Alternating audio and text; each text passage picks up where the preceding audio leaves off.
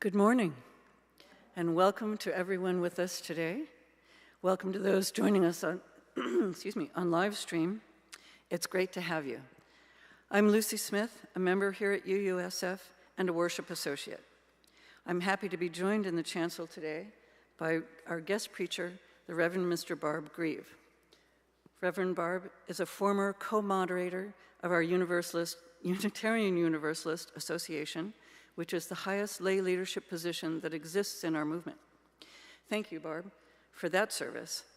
And he's a graduate of the Starr King School of the Ministry right here in the Bay Area, a religious educator early in his career, and now serving as a chaplain at Vitas Healthcare.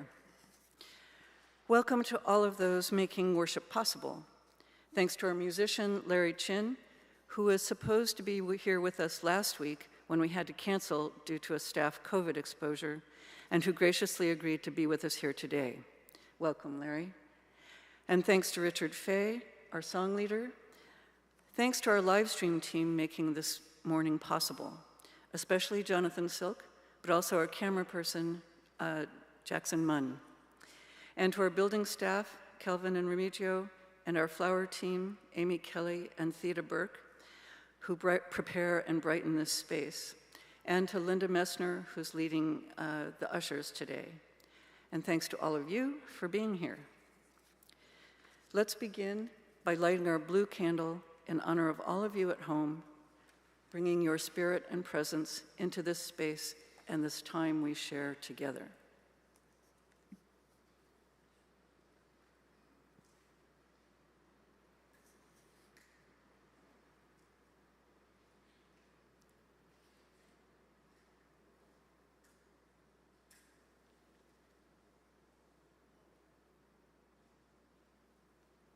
Welcome. And now let's sing our first hymn of the morning together. It is hymn 1000, Morning Has Come, order of service.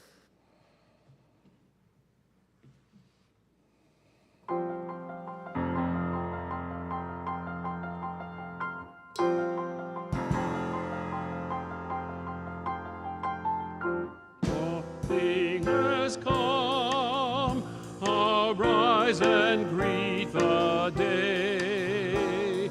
Dance with joy and sing a song of gladness. The light of hope is shines upon each face. May it bring faith to guide our journey home.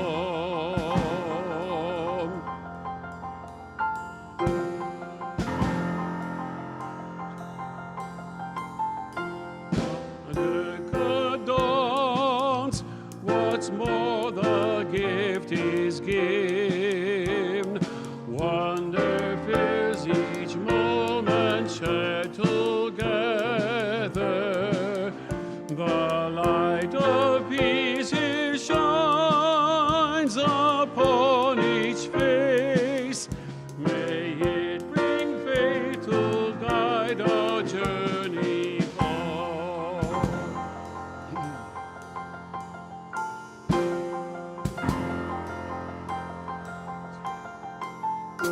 Open our eyes to see that life abounds. Open hearts to welcome it among us. The light here shines upon each face. May it bring faith to guide our journey home.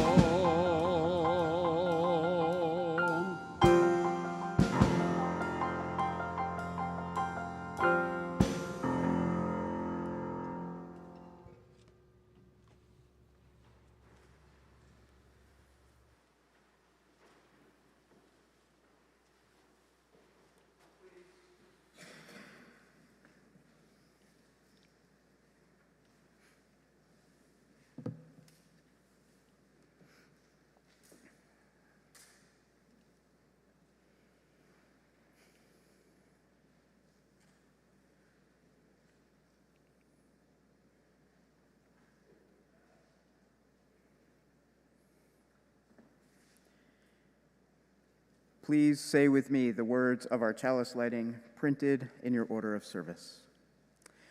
We light this chalice for the light of truth, the warmth of love, and the fire of commitment.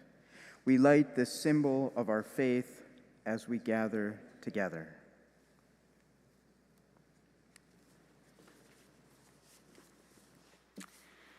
If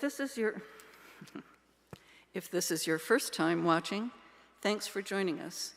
You can follow along in the order of service, which is available in the description of this video and is emailed to everyone who receives our newsletter. You can sign up to get our newsletter by filling out the connections form. Hard copies are available on the welcome table outside the sanctuary, and an electronic link is in the order of service and video description. The order of service also lists upcoming events and links to opportunities to connect. To our live stream guests, if you have any issues, Joe Chapeau is monitoring the chat and is available there to help you out. Please note in the order of service chances to deepen your spiritual practices, engage in deeper study, and also to put your values into practice through a variety of opportunities here at UUSF. I want to call your attention especially to two. One is going on today. The young adult lunch outing will happen today at 12:30. Meet Maddie and Joe in the lobby outside the sanctuary and hie yourselves on out for lunch. And the auction planning committee is to meet. We're setting things up. That no experience is necessary, and it's a fun committee, I can tell you, because I've been on it for several years. It's also a good opportunity to join because it's a time-delimited thing. It's through, the committee lasts through the auction, so you're not committing for long term. The first meeting will be July 17th, that's next Sunday, at 5 p.m., live in the Stebbins room and on Zoom. And now will you please join me as we say together the words of our covenant and then sing together our doxology. The words are printed in your order of service. Love is the spirit of this church, and service is its prayer. This is our great covenant, to dwell together in peace, to seek the truth in freedom, and to help one another.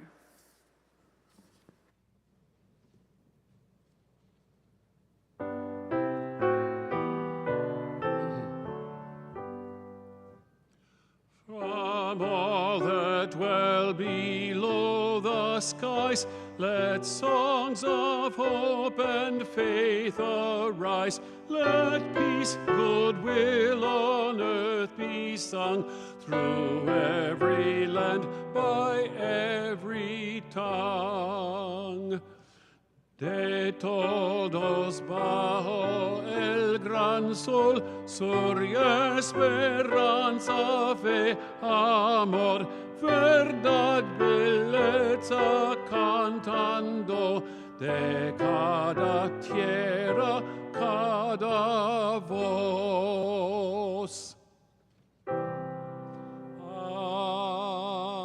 Amen.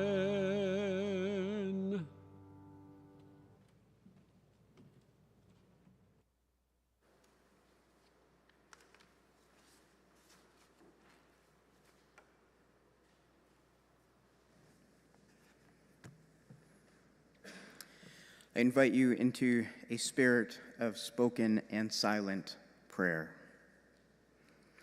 Together, let us take a collective steady breath in and a slow exhale out. Holy One, whose presence is ever with us, yet whose name often eludes us, we give thanks for your presence in our lives. The world around us is not yet the paradise we imagine it could be. There is too much war, too much violence, too much poverty, hatred, and need. Today, we hold in our hearts all the families who have lost loved ones this past week. May they be reminded of love and grace. We pray for the safety of the global majority, and minority, all citizens around this globe. We pray for the victims of authoritarianism and oppression and violence.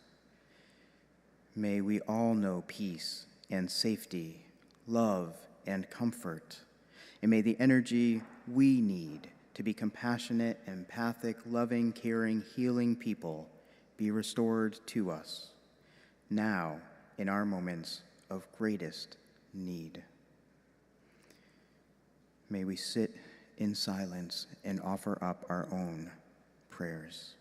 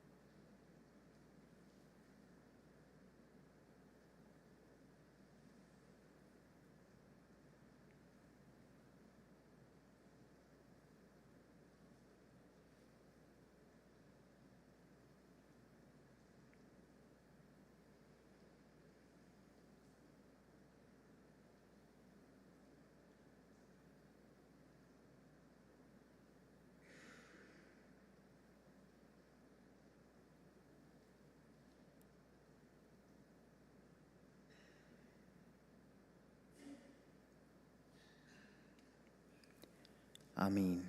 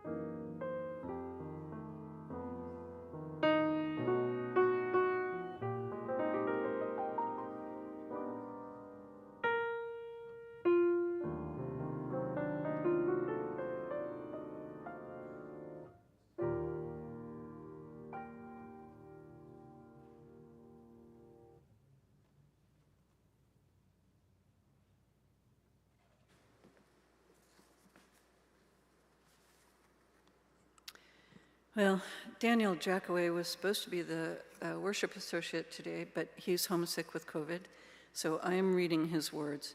And I told him when I read this that I heard his voice in the words, and I hope you can hear his voice through mine.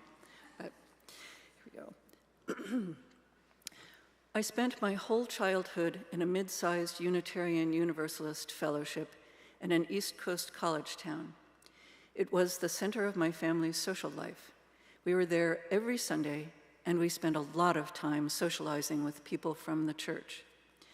Church is where my parents showed me their values. They never directly instructed me there. Better, they demonstrated true service to a community. I saw them step up for visible leadership and unglamorous service alike. I still take much of what I got from growing up UU for granted because it felt so normal, even natural. It's hard for me to conceptualize not growing up in a community founded on liberal values, inclusion, multiculturalism, and religious pluralism. For example, I am culturally Jewish, and for years I was confused when people at school asked me about that in a way that seemed like it really mattered. I knew of the history of oppression, but in my life, especially at church, being one of the few Jewish families was just a small detail about us, like being one of the only families with relatives on the West Coast. I didn't appreciate how special that was because it was what I had always known. Most formatively, my home church believed in me.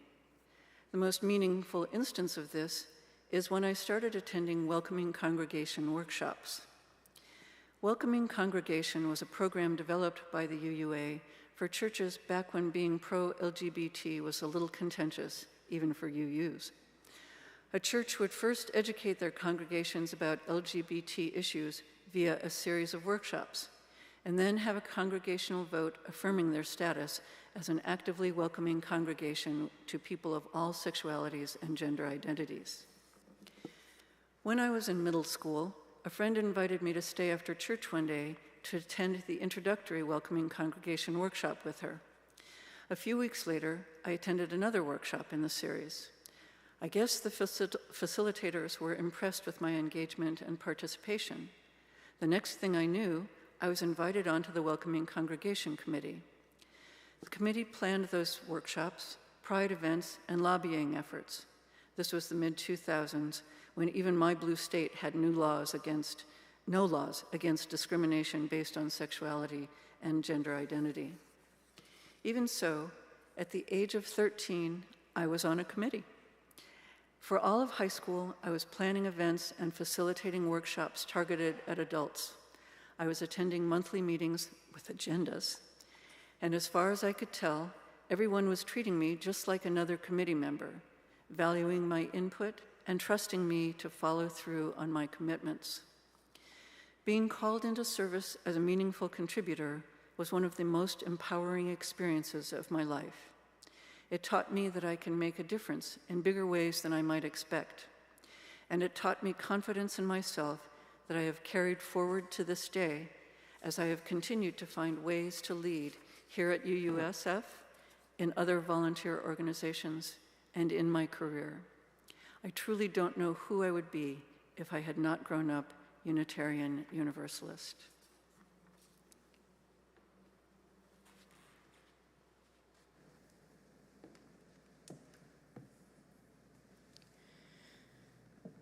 This morning's offering will be taken to support the work of transgender religious professional Unitarian Universalists Together, or TRUST. Our sharing of the collection is a piece of supporting the living mission of mutual support, care, and equity. TRUST has provided trainings in transgender identity to the denomination's credentialing bodies, assisted in the settlement of trans religious educators and ministers in our UU congregations, and has worked with the Unitarian Universalist Association in improving trans-related health insurance coverage and introduced gender-neutral bathrooms at GA many years ago. It has sponsored informal gatherings of trans religious professionals at UU conferences, culminating in the first ever retreat for UU trans religious professionals in April of 2016 and 17. There is much more information about the organization in your order of service, but I thank you in advance for your gifts and offerings to support this work. If you give a check, please just write special offering in the memo section, and if you give online using our online portal, please also indicate this is for the special offering and give today's date. Thank you for your generosity.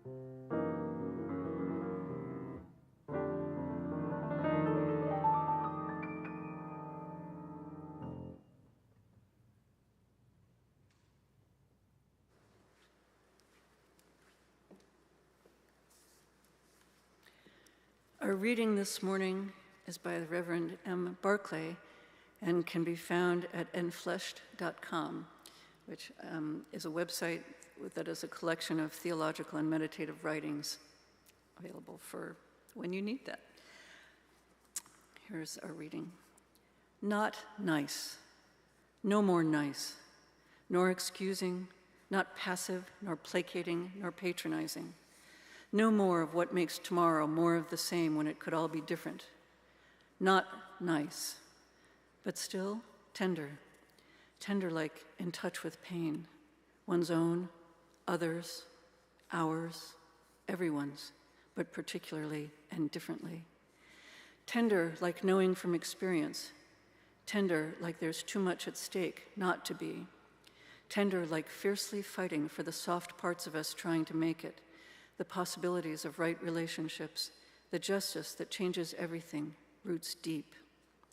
Tender like chosen family, tender like abolition, tender like the love and accountability, tender like you're not alone, tender like laughter, tender like death in its right time, tender like spring, tender like all the earth asking us to please come home.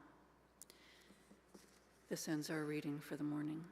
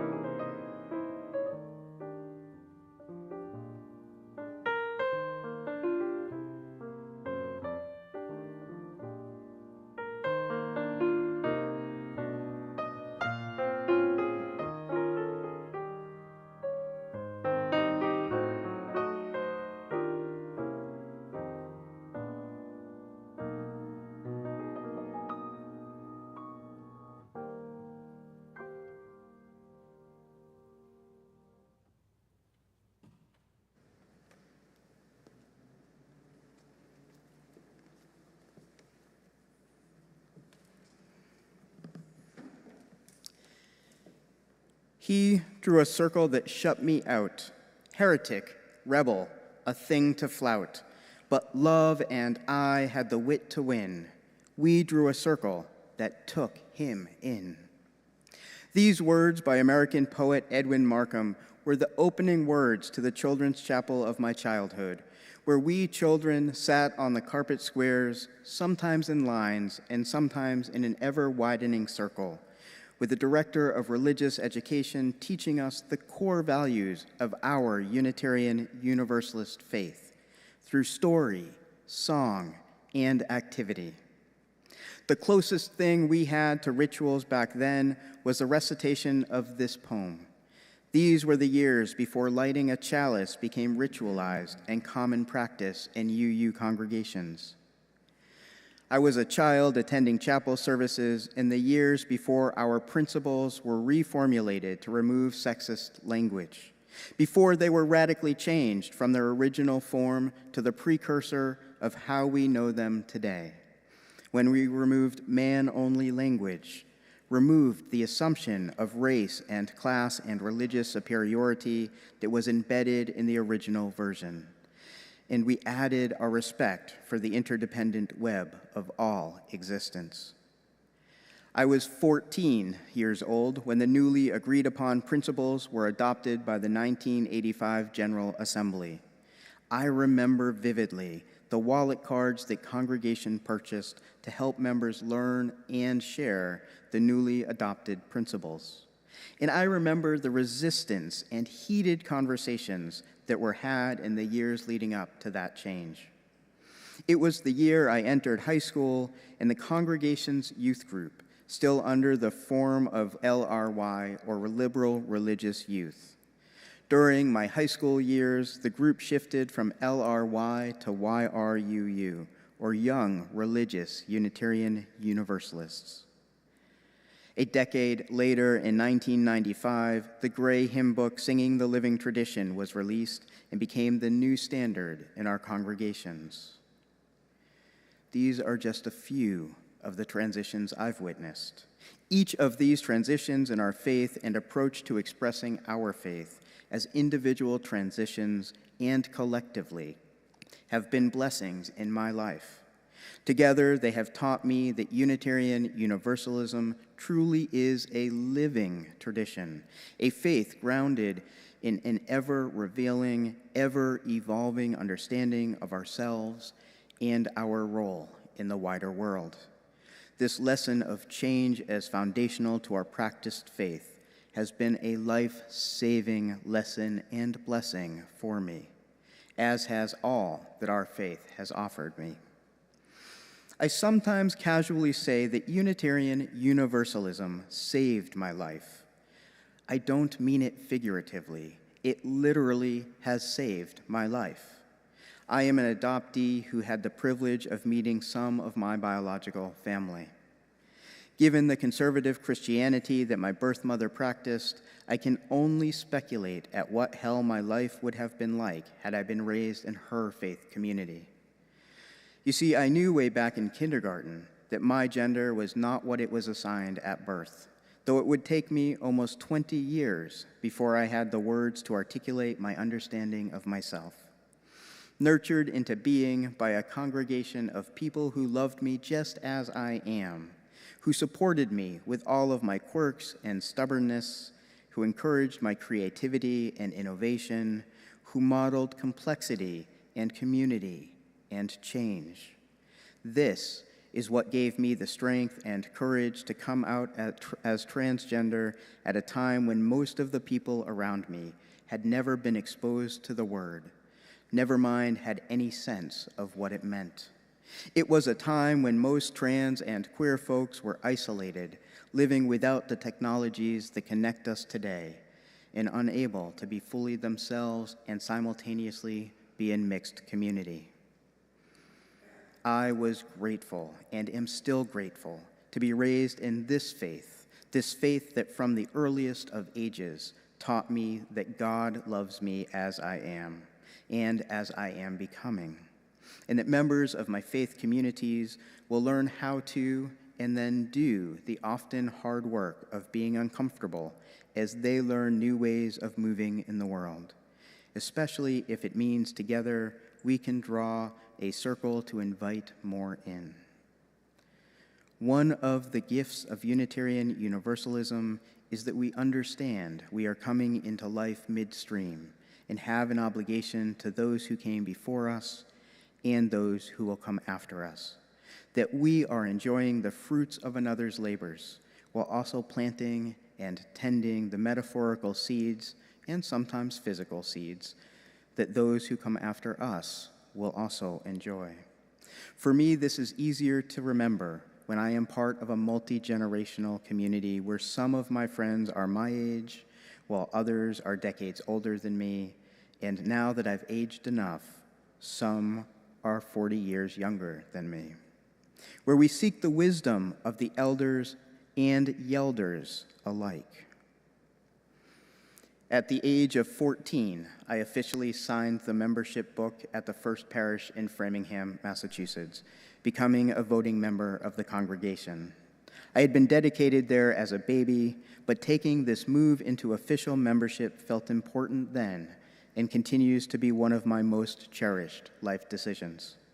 I am ever blessed to have been raised in a faith community that embraced me as a child, provided me opportunities and support as a teen, and continues to encourage me to grow as an adult. I am grateful for a theology and heritage that embraces liminal spaces and is simultaneously transient and permanent. Active participation in church worship has taught me the importance of ritual and storytelling, of sharing of ourselves and our life experiences. It has taught me how necessary community is, not only when disaster happens and we pool our resources together to help one another, but also when life is good and we celebrate together. I have learned the power of collective cries of outrage when the world's violence is too much to bear, through protests, rallies, and calls to action. Together, we can make more of a difference than any one of us alone could do. Throughout my childhood, I had ample opportunity to attend committee and congregational meetings, often because my mother worked for the church. Through witnessing the business of the church, I learned the importance of questioning how our decisions are grounded in and reflective of our values. Everything from where our toilet paper comes from to which businesses we choose to support through our patronage. I learned the intricacies of using Robert's Rules of Order, and later in life, learned the nuanced benefits and challenges that such a form of governance brings. I was introduced to a large array of different ways to govern.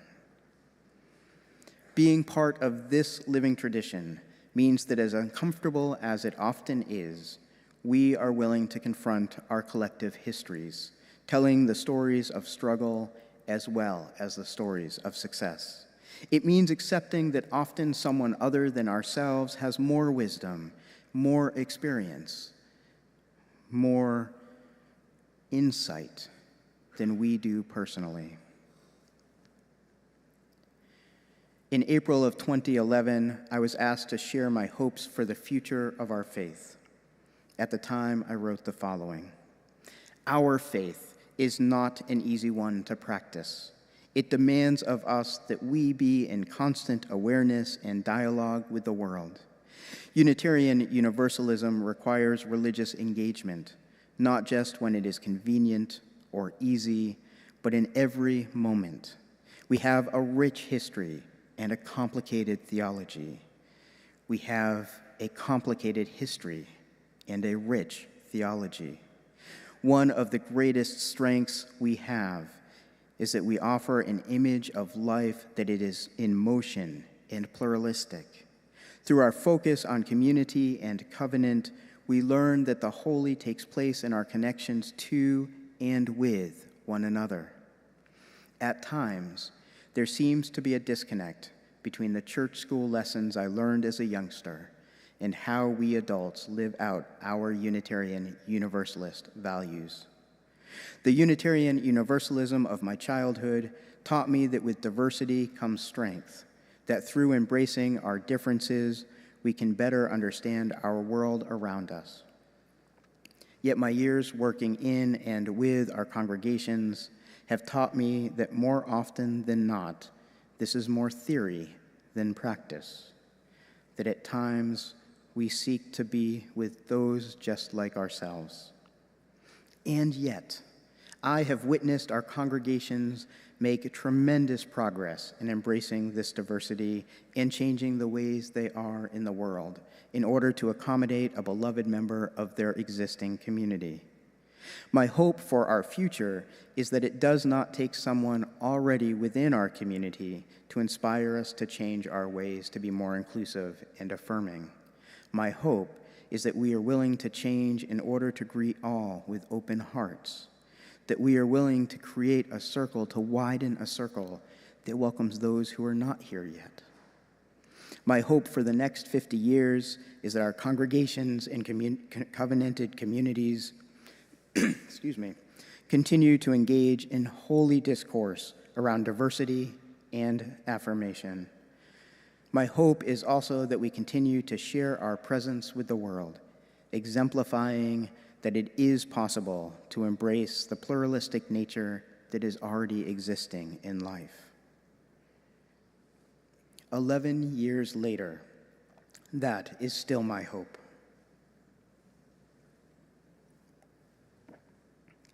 That and more. I am hopeful that we continue to build communities where we joyfully acknowledge the pluralism and diversity among us, and we work together to dismantle the systems that have historically prevented some of us from flourishing. I am hopeful that we will continue to transform our congregations and covenanted communities into places of liberation, sharing our good news with the world in ways that invite folks in and allow us to be transformed, partnering with others to help bend the arc of the universe towards justice, remembering that we may not have all the answers, but in partnership with others, we can find and learn what is needed of us. Organizer and writer Grace Lee Boggs asks, "What time is it on the clock of the world?" Now is the time to imagine, to story, to organize our communities into places of resilience, justice, and love. Now is the time to focus on body autonomy, reproductive rights, disability justice, racial justice, queer justice, economic justice, environmental justice, justice in all its forms. Now is the time to ground ourselves theologically and live our faith boldly in the public sphere. Now is the time for no more nice. Now is the time to be tender. Tender like fiercely fighting for the soft parts of us, trying to make it the possibilities of right relationships, the justice that changes everything, everything roots deep. Our faith needs to continue to work on developing a clear articulation of our beliefs and our values. Our communities are hungry for stories that anchor us to purpose and provide the buoyancy needed to be in the long-term work for justice. We need to return to our physical bodies, remembering that bodies are awesome and each one of us different from another. We know that a primary tool of white supremacy culture is to keep us disconnected from our bodies, and that we are yearning for embodied spiritual practices. We are blessed by a Unitarian Universalism that is unconditionally committed to dismantling white supremacy culture, that from its very beginning has lived into and modeled a commitment to changing to meet the needs of our times. Sometimes we've done that well, and often we've had to repair relationships in the process. And yet we are blessed by a Unitarian Universalism that can be boldly inclusive, unapologetically queering what it means to be a people of faith, and willing to change our physical and spiritual spaces so that we continue to widen the circle of who is and who will be among us. And so today, my friends, I invite you to join me. to live into being a part of the living tradition, to live our faith out loud and unapologetically, to bring into being a world of justice and care, using righteous anger and holy, tender love. I invite you to always say yes in the moments when your heart thumps and your palms are sweaty, to say yes at the intersection of excitement and fear, and then do the work to learn the necessary skills, to grow in your roles, nurturing the next generation, ensuring that their path is not as hard or challenging to forge as was yours. I invite you to be bold where boldness is needed and gentle when gentleness is warranted, to move with a humility that reminds yourself that what you know is but one perspective, to remain open to changing as your assumptions are challenged and your knowledge grows. We live in an imperfect and hurting world.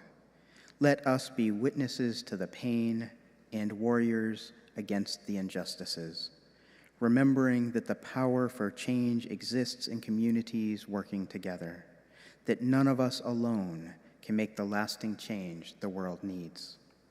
Let us always remember to pause in celebration of our successes, to mourn our losses, and be mindful to learn from it all. May we all cherish the blessings of this faith that expects personal connections, embraces communal transformation, and offers holy love. Amen. Ashe, and blessed be.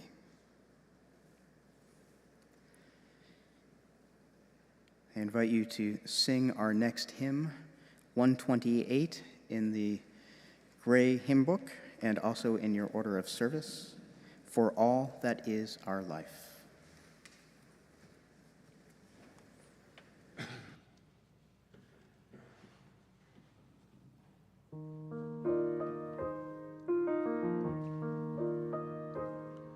For all that is our life, we sing our thanks and praise. For all life is a gift, which all are called to use, to build a common good, and make our own days glad.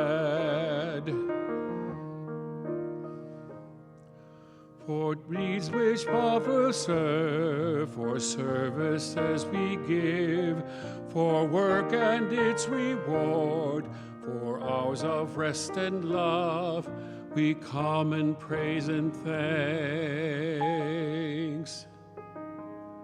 For all that is our life,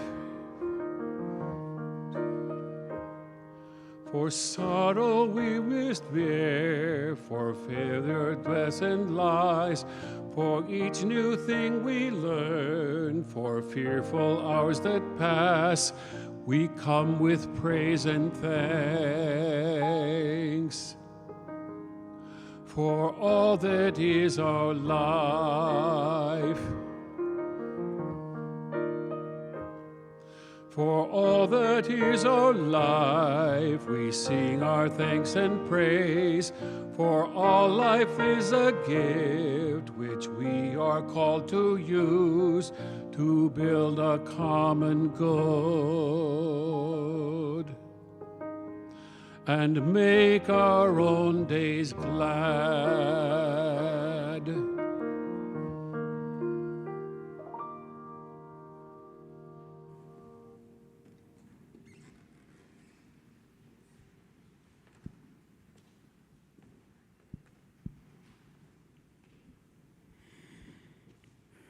Our benediction. And now in our comings and our goings, may the light of love shine upon us. Out from within us, be gracious unto us, and bring us peace. For this is the day we are given. Let us rejoice and be glad in it.